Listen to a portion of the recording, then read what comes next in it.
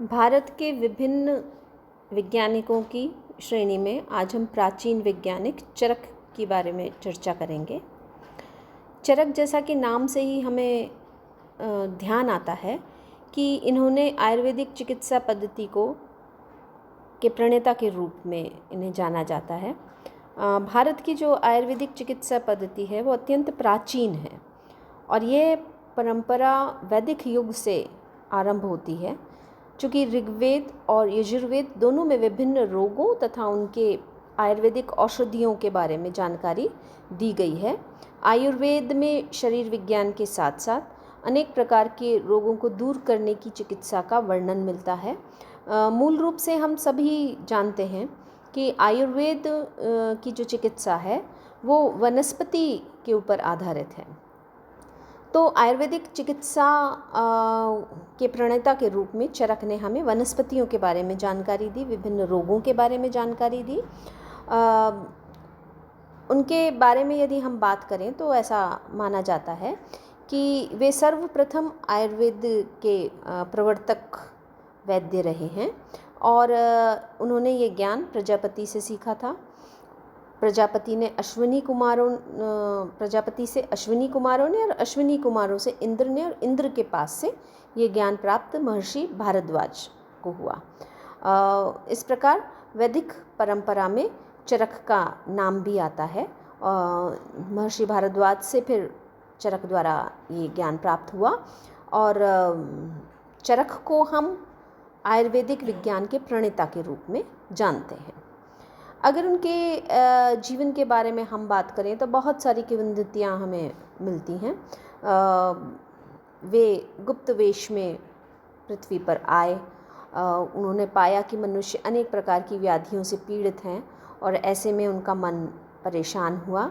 फिर उन्हें षडांग वेता ऋषि के रूप में पृथ्वी पर अवतरित हुए और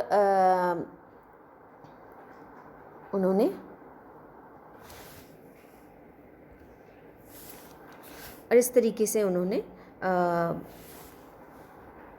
आयुर्वेदिक विज्ञान का ग्रंथ चरक संहिता बनाया। हम चरक के समय की यदि बात करें तो हमें बहुत स्पष्ट जानकारी उसके बारे में प्राप्त नहीं होती है। अनेक विद्वान जो हैं वो अलग अलग समय उनका बताते हैं।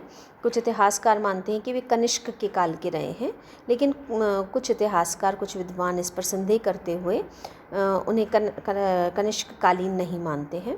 पाणिनि ने अपने सुप्रसिद्ध ग्रंथ अष्टाध्यायी में चरक का उल्लेख किया है। इसी तरीके से पतंजलि ने भी उनके ग्रंथ के ऊपर एक भाष्य लिखा है। तो हम ये मान सकते हैं कि पाणिनि का काल जो कि 500 ईसा पूर्व माना गया है, उससे पूर्व ही चरक आए होंगे।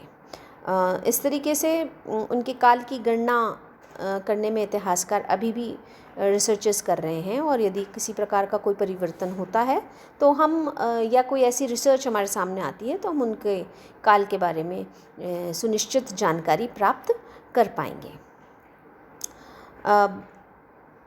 चरक संहिता की बात करें हम तो इसमें आयुर्वेदिक सिद्धांत, चूँकि ये एक ऐसा प्रसिद्ध आयुर्वेद का ग्रंथ है जो सर्वाधिक प्राचीन माना गया है और इस ग्रंथ का लेखन जो है वो संस्कृत भाषा में हुआ है।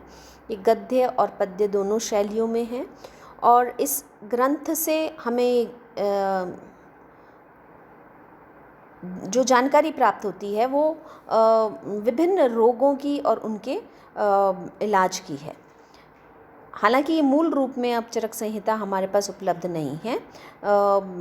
चरक से पूर्व आयुर्वेद पर आत्रेय के 6 शिष्यों ने ग्रंथ लिखे थे और इन 6 ग्रंथों में अग्निवेश का ग्रंथ सर्वाधिक महत्वपूर्ण माना जाता है। लेकिन चरक ने इन ग्रंथों का गहन अध्ययन करके उसमें एक नवीन सिद्धांतों को जोड़ा और चरक संहिता का जन्म हुआ। हम देखते हैं कि चरक संहिता में जो जानकारियां हैं वो केवल शरीर में होने वाले रोगों के संबंध में नहीं है, वो जीवन निर्वाह के बारे में भी इस ग्रंथ में हमें जानकारी देते हैं कि किस तरीके से हमें यानी किसी भी मनुष्य को देश की रक्षा करनी चाहिए और देश की रक्षा के दायित्व में उसको स्वास्थ्य की किस प्रकार से अपनी रक्षा करनी चाहिए। तो सभी वर्गों के लिए उन्होंने अलग अलग जीवन शैली बताई है। वर्गों से यहाँ तात्पर्य है, चूँकि हम प्राचीन काल में लिखा गया ग्रंथ है तो उस समय जो 4 वर्ण थे, उन वर्णों के जो कार्य थे, उन कार्य के अनुरूप उनकी जीवन शैली के बारे में बात की गई है। साथ ही साथ दर्शन विज्ञान के बारे में भी यहाँ बात की गई है। उन्होंने अपने इस ग्रंथ के अंदर केवल रोग और शारीरिक संरचना के बारे में बात नहीं करी, उन्होंने आध्यात्मिक जो एक परिवेश होता है, आध्यात्मिक जीवन शैली जो होती है, उसके बारे में भी अपने इस ग्रंथ में बहुत सी जानकारी दी है। उनके अपने जो विद्यार्थी रहे हैं उनको उन्होंने नैतिक उपदेश देते हुए बताया कि स्नान ध्यान का क्या महत्व है, शरीर को किस प्रकार से प्रसन्नचित्त रखना चाहिए, किस प्रकार से देवी देवताओं की उपासना होनी चाहिए, कैसे शिक्षा पूरी करके गुरु के समक्ष आपको समर्पित होना चाहिए और कैसे गुरु के समक्ष आप किसी भी व्यक्ति को गुरु के जो उनके गुरु रहे हैं उन गुरु को अपना हम कह सकते हैं कि एक तरीके से जैसे आजकल के डॉक्टर्स एक ओथ लेते हैं, एक शपथ लेते हैं, उस प्रकार से उस समय भी उन्होंने अपने जो शिष्य थे उन्हें शपथ लेने के लिए प्रेरित किया है और रोगियों को पूरी तरीके से कैसे उनका इलाज करें और उनको अपना समझ के उनकी पीड़ा को हरने की कोशिश करें। ये नैतिक उपदेश के साथ फिर उन्होंने अपनी चरक संहिता में चिकित्सा शास्त्र के बारे में भी विस्तृत जानकारी दी है। ये ग्रंथ एक बहुत ही चिकित्सा विज्ञान का, आयुर्वेदिक चिकित्सा विज्ञान का महान कोश माना जाता है। इसमें चिकित्सा के मौलिक तथ्यों तथा सिद्धांतों का बड़ा ही गंभीर विवेचन किया गया है। बहुत से रोगों के बारे में बात की गई है।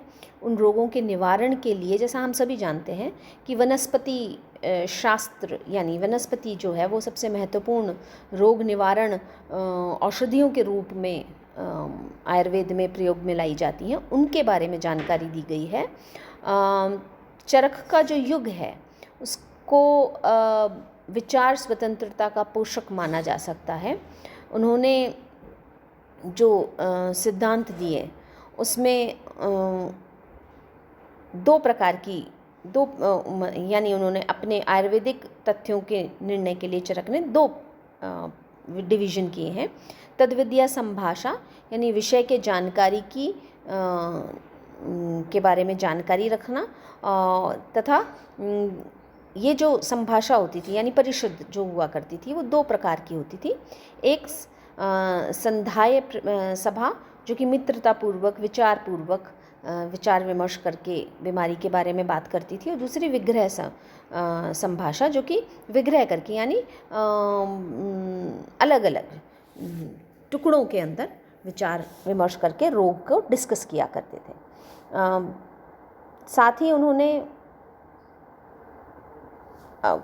जो वैद्य हुआ करते थे उनको भी 2 प्रकार की श्रेणियों में रखा है।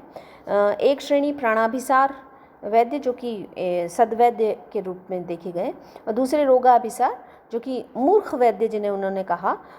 यानी इन दोनों में क्या अंतर है, कौन सद्वैद्य है और किस प्रकार से वो प्राण को बढ़ा के रोगी का मनोबल बढ़ा के इलाज करता है, और रोगाभिसार यानी जो केवल रोग पर ही कॉन्सेंट्रेट करते हैं और बाकी जो साइकोलॉजिकल इम्पैक्ट्स और दूसरी जो आध्यात्मिक इम्पैक्ट्स हैं उनके बारे में बात नहीं करते हैं। तो इस तरीके से उन्होंने डिवीज़न भी बताया है कि किस प्रकार के डॉक्टर्स हुआ करते होंगे। साथ ही साथ उन्होंने विवाह के बारे में विवेचना करी है, वैवाहिक उम्र के बारे में बात करी है और संतान उत्पत्ति के बारे में बात करी है। यानी उन्होंने केवल शारीरिक संरचना ही नहीं, उसके अनुरूप कब कौन सा कार्य होना चाहिए उसके बारे में भी बड़ी गंभीरता से अपने इस ग्रंथ में चर्चा करी है।